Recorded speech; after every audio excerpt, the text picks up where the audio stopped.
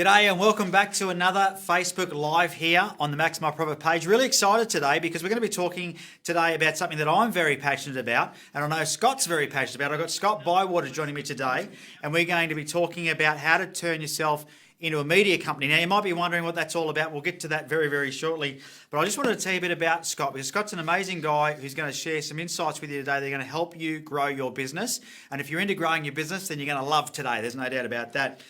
Scott is a marketing strategist and copywriter, and he's the guy behind some campaigns that you would have seen. Some of those are from Australia's leading companies such as Knowledge Source, Jim's Mowing, Ray White, Body Trim, Lang & Simmons, and many, many others. And many clients give him a retainer to hire him as their chief marketing officer because he gets great results. Thanks for joining us today, Scott. Yeah, no, great to be here, Ben. Hey, I can't wait to get stuck into it, mate, and learn a bit more about why, being a media company is so important. And I guess so many people tuning in today will be wanting to learn how to go about generating more leads using content in their business. And before we do get stuck into that, I want to remind you that we are live today. I'm monitoring the live chat here on my phone. So if you've got any questions for Scott throughout the live, just ask them and I'll pass them on to Scott as we go through. The other thing is, if you are enjoying this, you know what to do. There's a thumbs up button and a share button. Make sure you share this around and you give us some love.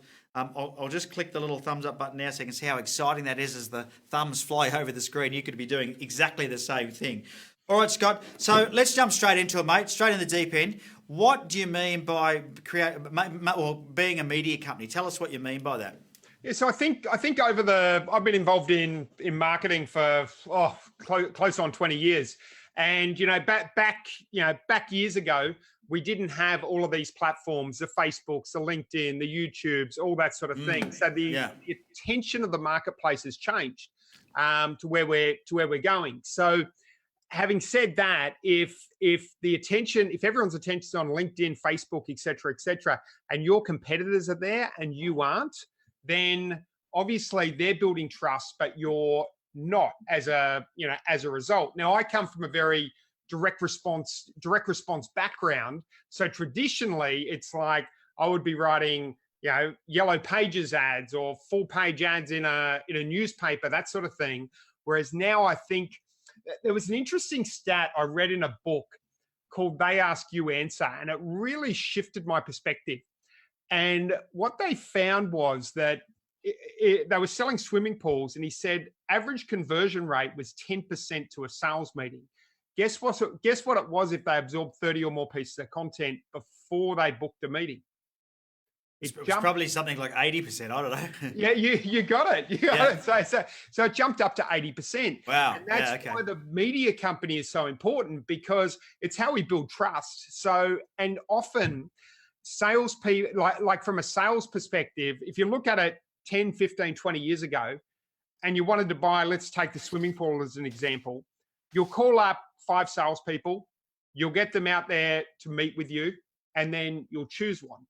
Whereas what happens now is we go online, whether we go to Google, YouTube, these sort of places, we do our research, and then we might call 1 or 2 salespeople. And by the time we make that call, we're almost over the line. So it's a very different sales process. And if you're not a media company, I think you're missing out on a lot of those opportunities. Yeah. And that's, look, like I said, I'm very passionate about this myself. I mean, that's exactly what this is bringing people multimedia through the platforms. I always scratch my head at people that have websites and they treat them like electronic brochures, and they just, everything on there is stagnant. Is where we've got video, we've got audio, we can have animation, we can download things, we can make them so they're more interactive. What have you found the shift over the 20 years? I mean, you've been in marketing a long time. Is the traditional like direct mail and copy, in news magazines, newspapers not working at all anymore? And this is the shift? It still works, but what I'm seeing work, very, very effectively, is a combination of the content with the copy. So I'm just thinking of some companies that I know that are doing extremely well, and they'll lead with content. So I see your videos, all that sort of thing. I'm building trust. And then as a result of that, by the time I hit your sales page, the trust is built to a much higher level.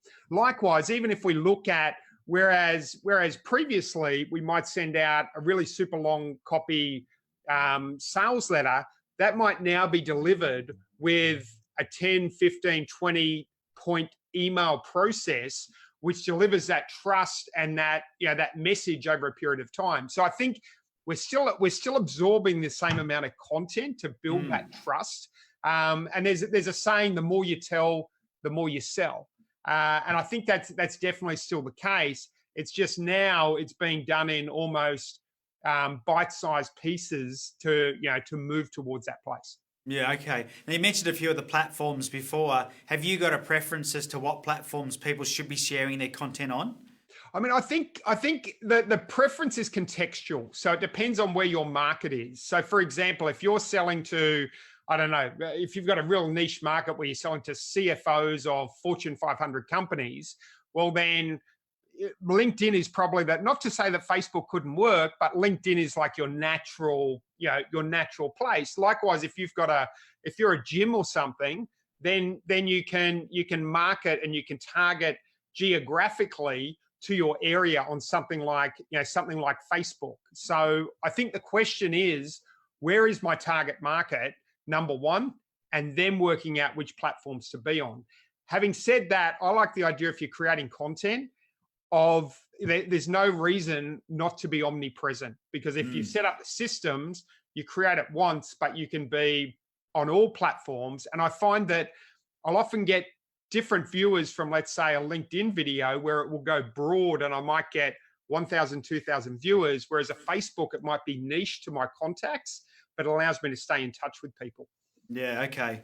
So it really does sort of depend on or getting to know your audience, which is no different to any other marketing, really, isn't it? I mean, you've got to know who your target market is and who, where they are. Otherwise, you're not going to be able to target them. One of the things that I think people struggle with on social media is understanding that balance between being human and being a marketer. And people aren't on Facebook to be marketed to, yet it's one of the most effective platforms that I've used in the last probably 5 or so years for marketing out of all the platforms. So what are your tips for people creating content? How do they make it so it does get that engagement? Yeah, I think in terms of engagement, I mean, in a perfect world, what you would do, like LinkedIn, I think is great for, very educational content. So you can come out there, it's like a business networking meeting.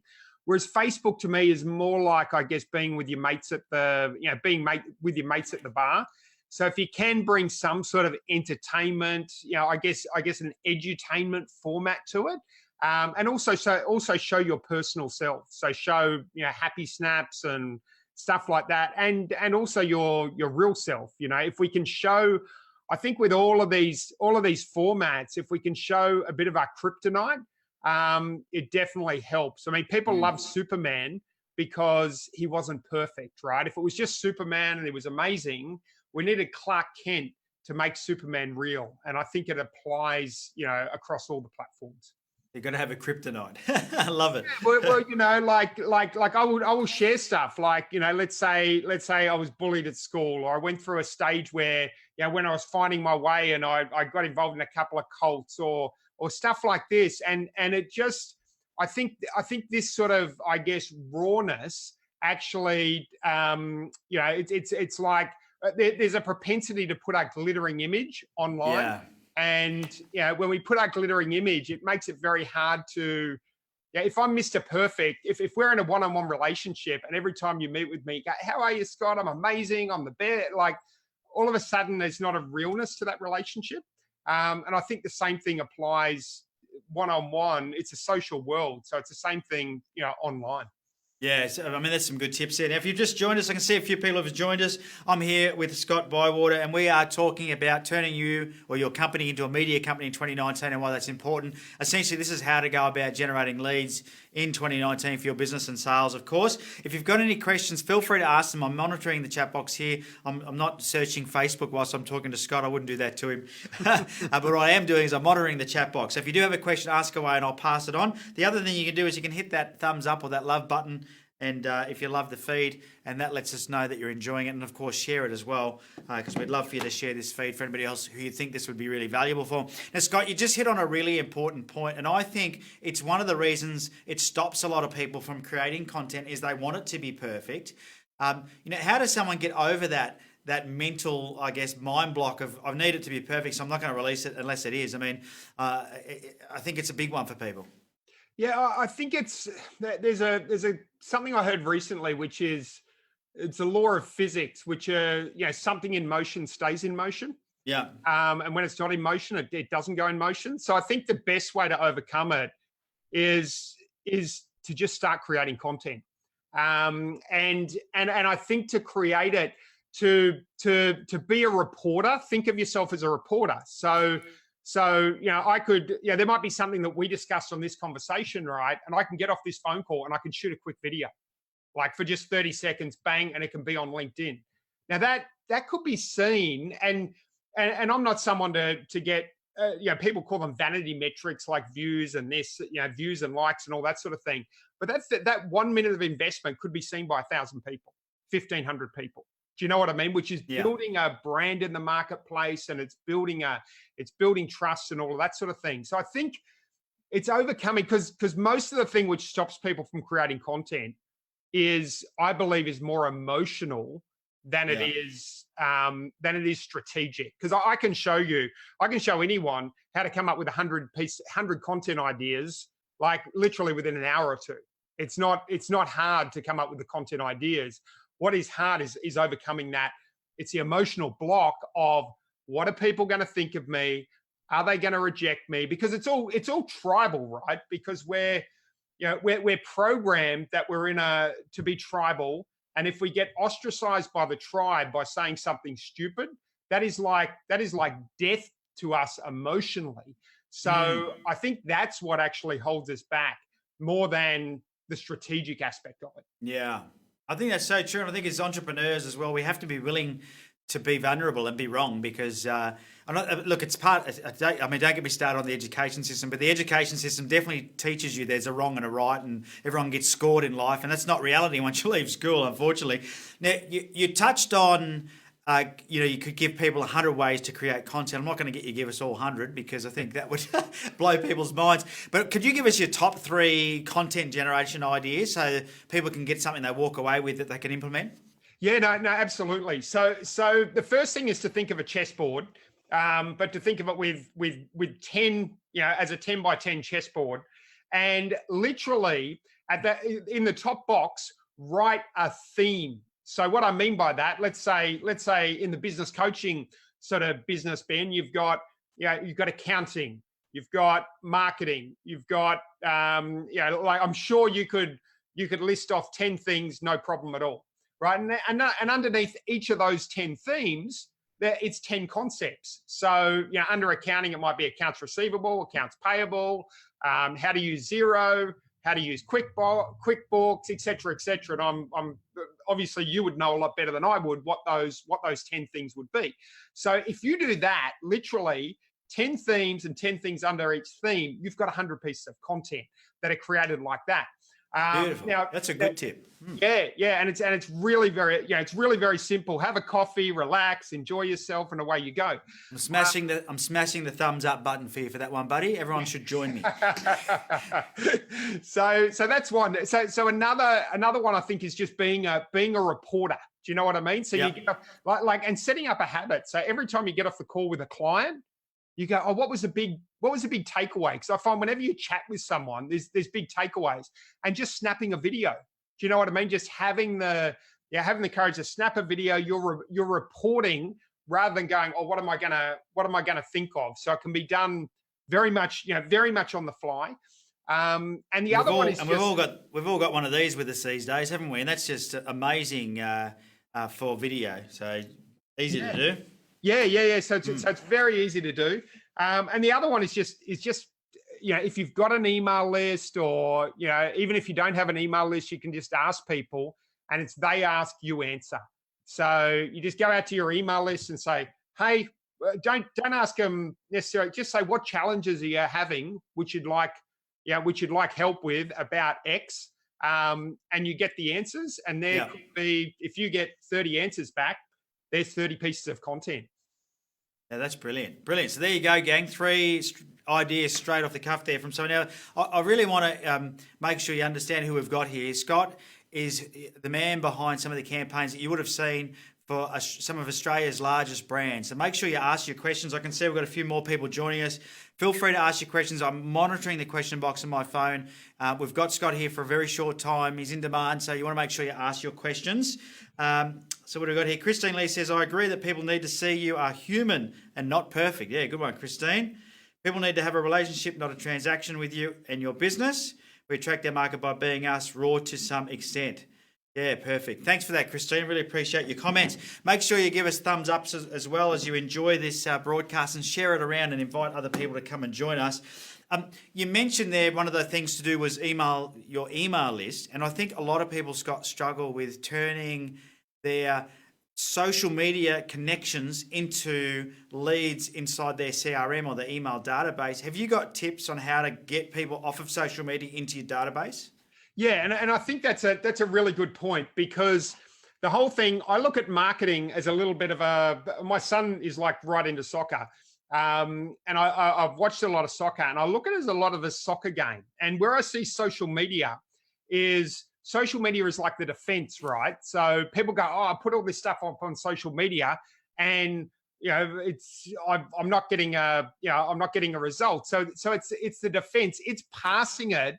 The next step is you need to pass it up to your midfield, which is getting people in the email list, and then the email list then passes people to the striker who can shoot the goal. So how do we do that? How do we get that ball from the defenders to the midfielders? And I think that the real critical thing to getting it passed up to the midfielders is creating some sort of white paper and then going in a jab, right hook type of approach. So let's say if we look at that 10 by 10 methodology, and so we've created something on accounting, or maybe it's on Xero, right? So, and you've created 10 things under how to use Xero effectively. Then your white paper might be a simple checklist on everything you need to do to maximize the value of Xero. And then every now and then you can throw a right hook, which says, hey, I've got this report. If you'd like a copy of it, type yes below. Do you know what I mean? And then you connect with people, you send them a link where they can go and download the report in exchange for the email list. And that's a very simple way of basically doing it and carving it up. You can just have something on your website which says join my email list, which can be effective as well.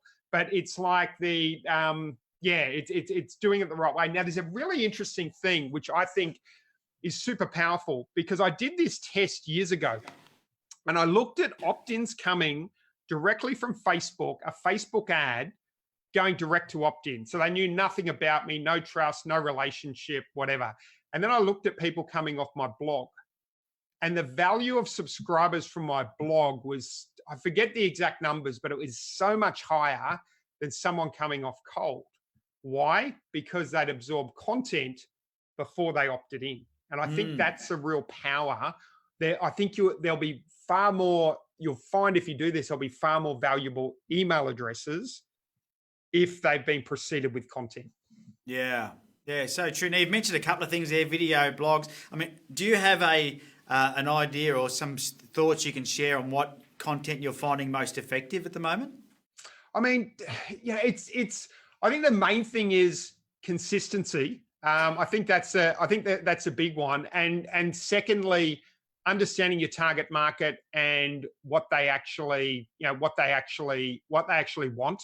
Yep. Because if you're putting out content, it's getting lots of likes and views, but it's not necessarily relatable to your target market. I'm sure I can put a cat video out and get heaps of likes and views. But, more than likely, yeah. You know what I mean? But it's not necessarily going to add any value to my business. So, but I find stuff which is quite specific can work quite well. If it was a copywriting cat, it might work. Yeah. Exactly. Yeah, copywriting. Or a copycat. There you go. There's the dad joke of the day. Yeah. So I find stuff that's either like specific or something like sometimes I'll do Facebook reviews of Facebook ads and sort of say, hey, here's why I think this is a great ad. That can work quite well. I wrote a piece called, how to write stop them headlines, and that trended quite well on LinkedIn. So there's definitely that sort of, I think that specificity is really, really useful. And the big thing that I think, Ben, is like, it's the high value. It's really thinking high value each time we do it, because this is my belief. All it takes is for you to see one piece of content. Have you ever read a book? Let me ask you a question. Have you ever read a book, one book from an author, and then read another book from that author? Absolutely. Yep. And I think content marketing works the same, right? So it's like if we build up that content bank, then it's like, oh, Scott Bywater, that was amazing. That was an amazing Facebook Live video. You know what? I'm going to go and check him out on YouTube. I'm going to go and look up if he's got a podcast. I'm going to go to LinkedIn. I'm going to go that. And then there's a potential to go on a Facebook feeding frenzy, on a content feeding frenzy, which is ultimately what builds deeper and deeper trust. Oh, and I know myself. I've done it.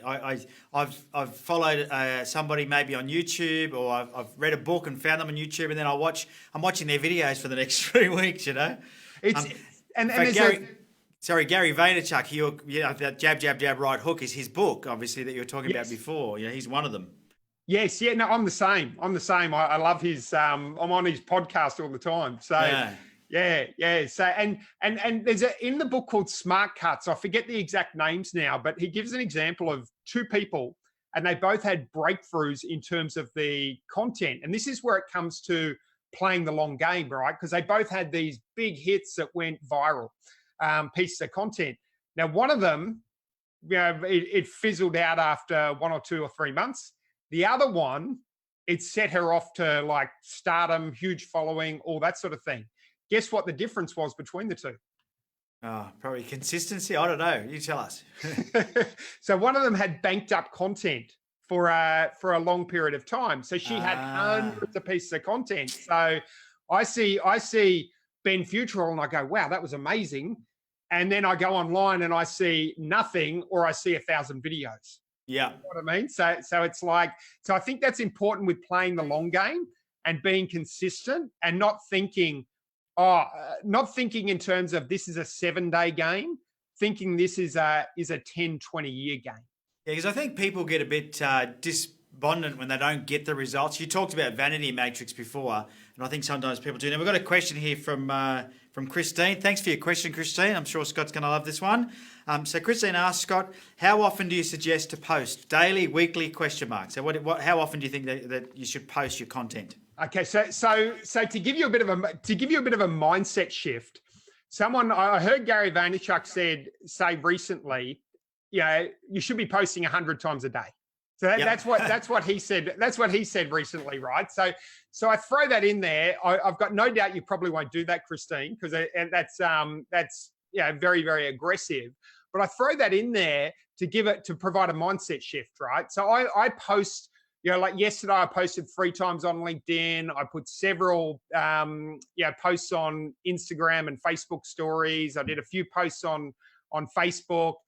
So we're posting probably 10 to 20 times a day, but I want that to increase. It's more of a project management thing than anything. So, but I would say, if you're thinking once a week, I would say that's too little. But it's really coming up with your balance. And then, the aim of the game also is, once you've got it working organically, is then to go to paid media, because that just puts that puts it on steroids. And okay, that ad work, that went great organically. Let's throw that up as a Facebook ad and put $100 behind it. Yeah, okay. So I was going to ask you about that. What's your view on paid advertising? Because here we are talking about content. So you're a fan of promoting that content? Yeah. I think promoting the content, what you just got to make sure of is that you have some sort of funnel to back it up. Yeah. So if I put the content out there, that worked brilliantly. Well, I put that out there, and then let's say you go out there with content. People watch the content. Anyone who watched 30 seconds or more gets retargeted to a direct advertisement for a download of a PDF. after they've downloaded the PDF, they get several emails which put them into a webinar or a seminar or some sort of a paid campaign. So yeah, I think but that's how you build. I think that's how you get to really, the people I know who build a big business, they do it through paid advertising has to kick in eventually. Yeah, I think the free reach is really reduced now, and I think that's because they've realised there's an opportunity to make money out of us paying to advertise. So I'm a big fan of paying to play. I think it's just what you got to do these days. And I mean, building a business has always been about spending money on acquiring leads and customers. So Yes. no different with your online. One of the things you did mention, I mean, you said to Christine that Gary, and I've missed that from Gary, but there you go. I mean, it's all right for Gary. Gary's got a team of people. He's got a videographer following him around all day. So for him, creating 100 pieces of content probably isn't that difficult. For somebody else, how do they go about managing that? Like from a project management point of view, that's a lot of content. Yeah, no, absolutely. So what we do is, because I agree, it's as much about the project management as it is about the creative. So we initially, because my wife does it and helps me with it, and she was like struggling with it, and then I'm like, oh, we'll put it on a Trello board, right? So a Kanban board, and there is different formats there. We've found it very hard to get them to work with video without doing it sort of organically. But we use a Trello board. So basically, we'll throw the video up, and then it's ready for transcription. So we move it to the next column. Then it's ready for banners, and we'll move it to that. Post it on LinkedIn, post it on YouTube, and just move it across that format sort of thing. Yeah. Okay. So you use Trello. Trello is a very popular tool for a lot of people too. I think that's a real good tip. If you didn't write that down, write it down. Thank you so much. Just checking how we're going for time. We've got a few minutes left, which is good. If you've got any questions, please ask away. I've got Scott here for a few more minutes. You can ask away. He's the mastermind behind so many campaigns that you would know and love. Some big companies like Jim's Mowing, Lang & Simmons, Body Trim, etc. So and many big brands you see here in Australia. So you've got one of Australia's leading marketers and copywriters here, and you can pick his brain right now. He's going to disappear in a few minutes. Well, not forever. You'll be able to find him, but we've just got him live for a few more minutes. What have you got? Like I don't know if it's possible, but have you got like a step-by-step process for somebody who's probably their brain is spinning, going, right, I know I need to do this, but I don't know where to start? No, absolutely. So have I got a step-by-step on a document? I don't have one on a document, but I can walk you through it. Basically, what I would do is, number one, really think, sit down and write down who your avatar is. So who is my avatar? I'm looking to serve this type of client. I'm looking to help them move from here to there, and they hang out here. Really think about where they hang out. If you don't know, call them up and reach out to them. That number two, once you know the target market and who they are, the next thing is basically we want to create a content plan. So, and that's the three things I mentioned before: the 10 by 10 chessboard. They ask, you answer. Go out and ask them. And then, and they're probably the two main things. Then really it's just about setting up the Trello board with the columns, and just thinking through, what do I do from start to finish on that Trello board to get that content out in as many places as possible. And then number four is just start creating the content. But I will say this as a caveat, because often we like to, some people will overplan this and go, oh, it's too hard. So what I would encourage you to do right now, as soon as you get off here, is just shoot a video about something you learned on this call, and just shoot it, and just overcome that fear of actually putting that content out, because I think that's what holds most people back. Yeah, so true. I think you're right. Sometimes you just got to do it.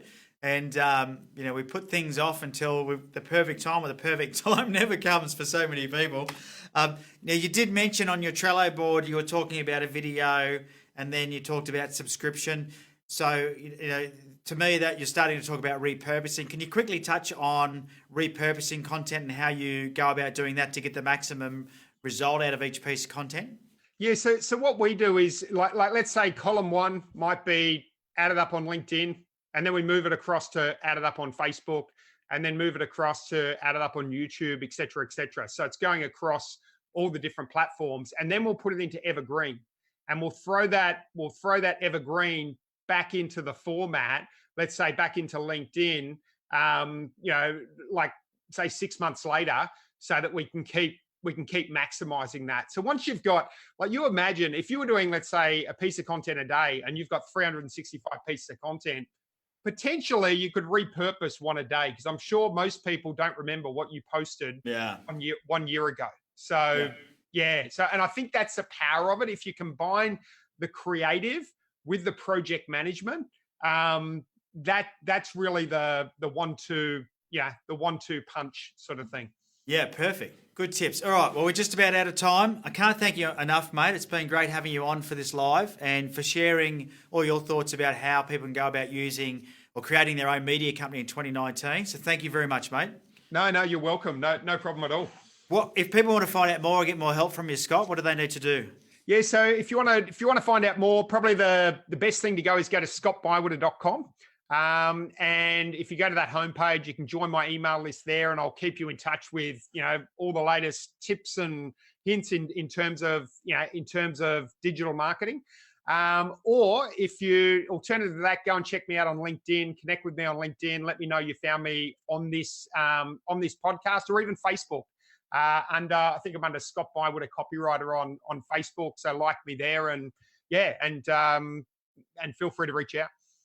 Perfect. So scottbywater.com. We'll make sure the team put that into the comments. Now, if you are watching a replay of this and you want to ask Scott a question, just pop it in the comments below. We'll make sure we monitor that and get those questions through to Scott. And that way we can answer anything that you want help with.